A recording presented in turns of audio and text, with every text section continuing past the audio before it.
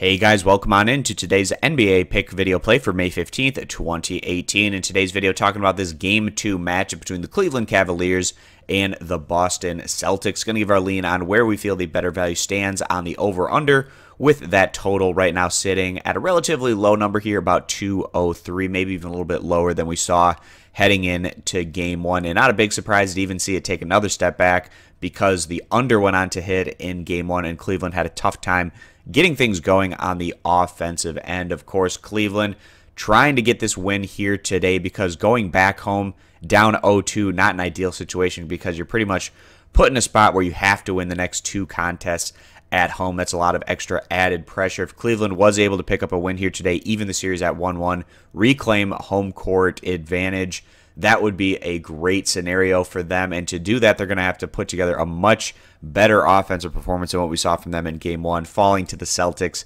by a final of 83-108. And the Celtics, they've been putting together really strong offensive performances, particularly on their home court, even when we go back to their prior series. But back to the Cavaliers, with what they were able to do in that 4-game sweep over the Toronto Raptors, extremely impressive, especially offensively.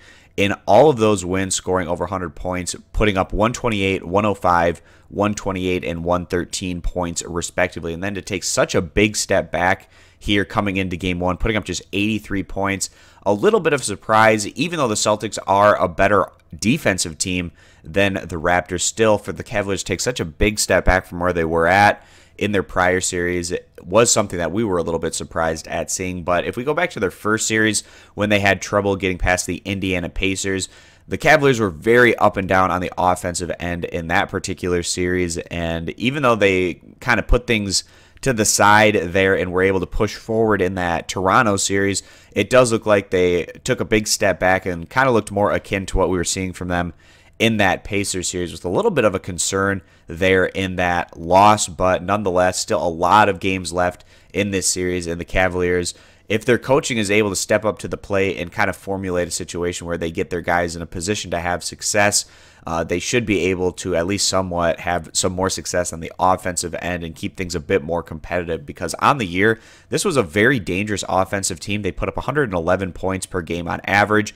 which ranks 5th in the NBA. So we compare them over to the Celtics, one of the best, if not the best, coach teams in the NBA. In Boston, very shorthanded right now, of course, and they've been that way throughout the postseason in terms of their injuries. You would think that this is a team that would have a tough time advancing this far into the playoffs with the guys that they've got out there on the court, but just coaching-wise, putting these players in a position to where they can have success. In the Celtics, really tough first series there against the Bucks, getting past them 4-3, and then the 76ers.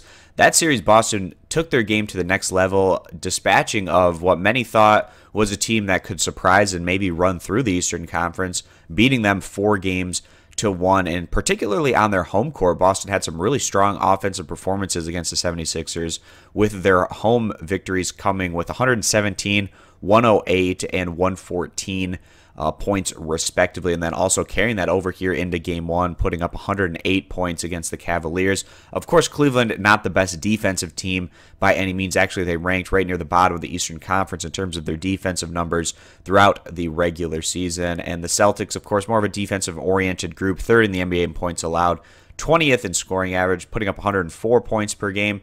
So if we just add up what these two teams averaged offensively throughout the year, we get right at about 215 points, which is 12 points higher than the total that we see coming into this Game 2. Even if we just add up their defensive numbers, we still get about 3 or so points higher than the total. That makes us feel like this total is lower than it should be at. Of course, the under hitting in Game 1, which is why we're seeing that total number only at 203 again here today. But if Cleveland just has average, respectable offensive performance and Boston continues to put up good numbers on their home court, then this total will easily hit the over side.